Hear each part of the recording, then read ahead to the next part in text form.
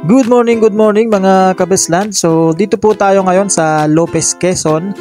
New property na naman po tayo mga kabesland. So ito pong property natin ngayon ay 10 hectares and malapit lang po sa tabi po ng barangay road. Yan, sinisemento po yung barangay road. Yan, so dito po tayo dadaan. Yan, so maglalakad lang po tayo ng mga 3 to 5 minutes patungo po dun sa property po natin. Ito naman po ay may right of way kaya wala pong problema sa dadaanan. Tara, puntahan po natin mga kabislan.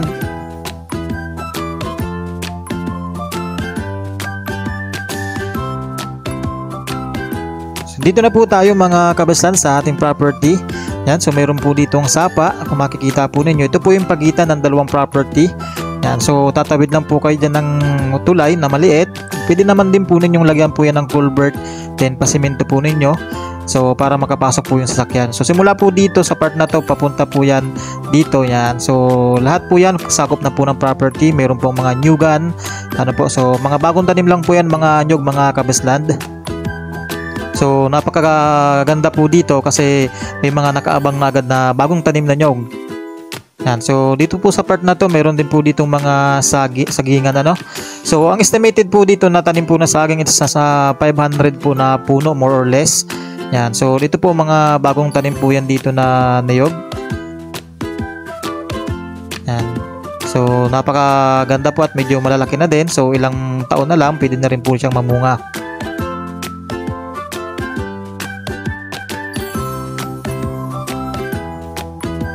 Ang estimated po na tanim po dito ng niyog ay more or less po nasa 2,000 po na puno po ng niyog. Yan, so napakadami po talaga. And yan, sobrang dami po na saging. Ang mga saging po dito mga kabesland ay mga saba. Yan po kasi ang pinakamabenta po ditong saging sa part po ng Quezon. And marami na rin naman pong mga saging po dito na namumunga. Yan, so talagang kung kayo po yung makakabili po ng property na to, talagang bawing-bawi po talaga yung buhunan po ninyo.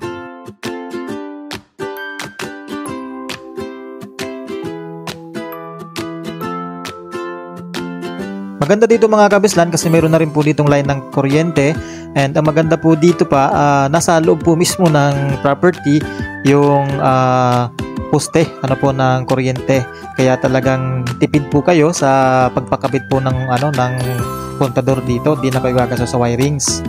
So pagdating naman po sa tubig, so dahil sa mababa naman po yung level ng tubig dito, pwede po kayo mag-deep well. And marami naman po ditong nabibili na mga mineral water so para naman sa inumin.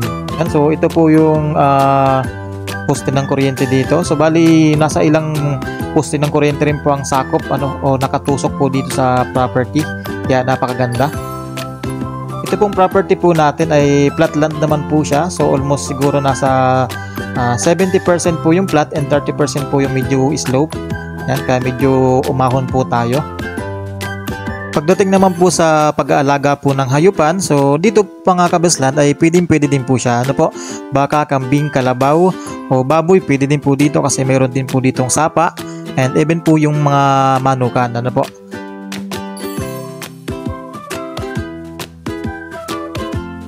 Yan, grabe, sobrang punong-puno po talaga ng tanim dito mga kabesland. May bahay din po pala dito mga kabesland. Ito daw po ay patira po nakitira lang sa lupa ng may-ari. Then sabi naman po nung nakitira, kapag ito daw po ay mabibiling lupa nito, ay willing naman daw po silang umalis. Ang paghanap sa tamang paggamot para sa inyong pangkalusugan ay hindi dapat maging problema. Kaya naman, nandito ang ideal choice pagdating sa healthcare and medication needs. Welcome to Butika Pangmasa! Hatid sa inyo ng Value International Foundation Incorporated at ng G-Link Harvest Corporation. Your trusted source of medicine for branded and generic medicines, herbal and nutritional supplements at marami pang iba. Magtayo ng sarili mong butika sa abot kayang halaga. Mura at dekalidad na produkto na pasok sa inyong negosyo. Hindi lang yan, meron tayong team of experts and professionals na handang magbigay ng komprehensibong gabay sa pagtayo ng sarili mong butika. Pinadali ang proseso para sa'yo. Dito ka na sa dekalidad at garantisado. G-Link Victorious Pharmacy. Ano pang hinihintay mo? Mag-inquire na!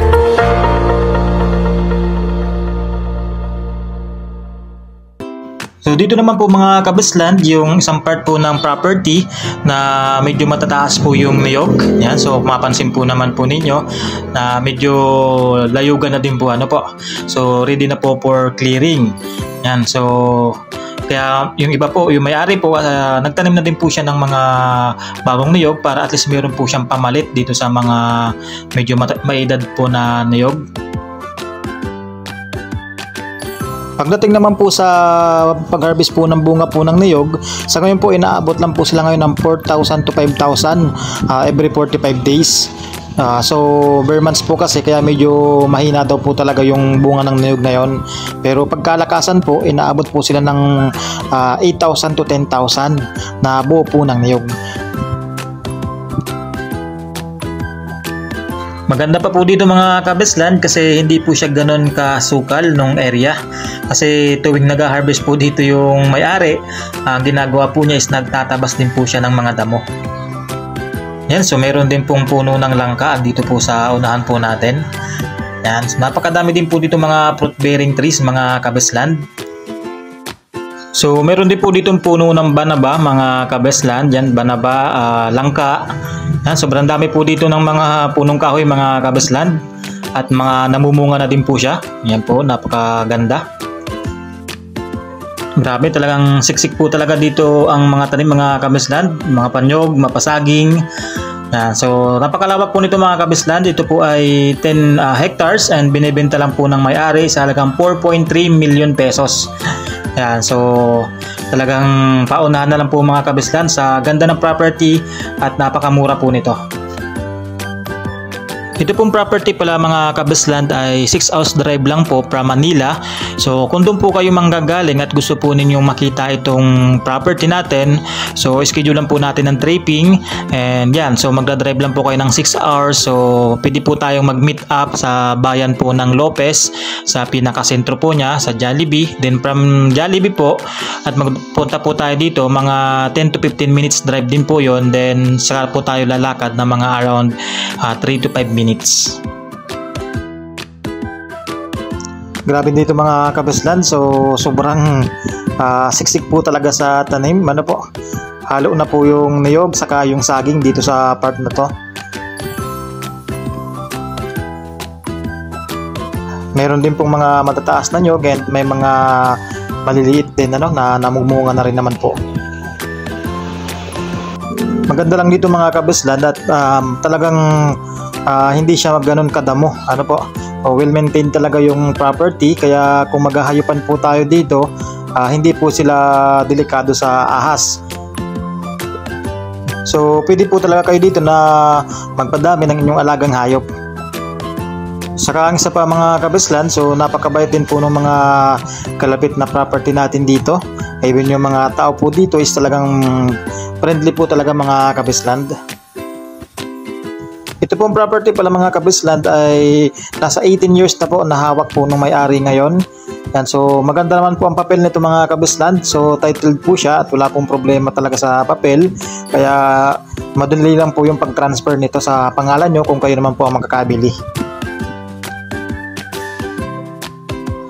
And malapit na po pala tayo mga kabisland dito sa taniman po nila ng fruit bearing trees. Yan, so sobrang dami po nito mga kabisland. May pili. Yan, so meron po siyang kalamansi din. Meron pong lansones at meron din daw po ditong tanim na mangustin. Yan, sobrang sarap po noon and napakahal ng presyo. Kaya talagang pag nag-harvest season po siya, pwede po talaga kayong kumita yun. May puno po ng basyad. Namumunga na din po. Sobrang dami rin po dito. So napakaganda nito mga kabisland, itong property na to. So para kayong nasa farm bill talaga, na yung laro na farm bill, ano po. So may mga part talaga na mga fruit trees ang tanim, may saging, may niyog. Yan, so kulang na lang nga po dito mga kabisland is yung hayupan para kumpleto na talaga siya. Yan, so ito po yung puno ng lansones mga kabisland. So napakadami rin po nitong mamunga mga kabisland pag talagang season po sila.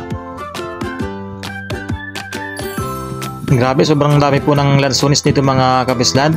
So ito daw po ay merong almost nasa 100 na puno po ng lansones. So kung makita po ninyo talagang ang ganda. Sobrang dami po nito. So ito na rin po yung boundaries mga kabislan. So meron po ditong sapa sa nasa gilid na yan. So palibot po siya ng sapa mga kabislan, kaya hindi naman po tayo maliligaw dito. So meron po ng lokadan din doon. Ayan, grabe, sobrang dami dito mga kabislan ng lansones. Halos lahat po yung mga kabislan, lansones po yan.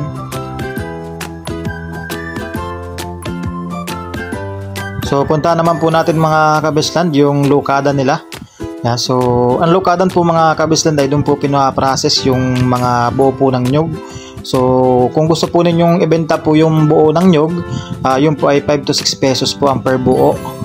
Pero kung gusto naman po ninyong gawing lukad, yan, so may proseso din po ang lukad, pero mahal naman po yung presyo. So ang presyo po ng lukad sa ngayon dito sa Quezon ay nasa 24 pesos ang 1 kilo. Yan, so ito na po yung lokada nila mga kabislan. So napakalaki din po. Yan, meron din po palang kakao dito mga kabislan. So kung mahilig po kayo sa tsokolate, pwede po yan sa inyo. Madami-dami din po ang bunga dito, ang puno ng kakao dito mga kabislan. Sa rambutan po pala mga kabislan, so meron po pala ditong nasa 50 na puno po ng rambutan. And pag namumunga po, yun, talagang nagdi-deliver po sila sa palengke. May mga hardwoods din po dito, and lalo na yung mahogany.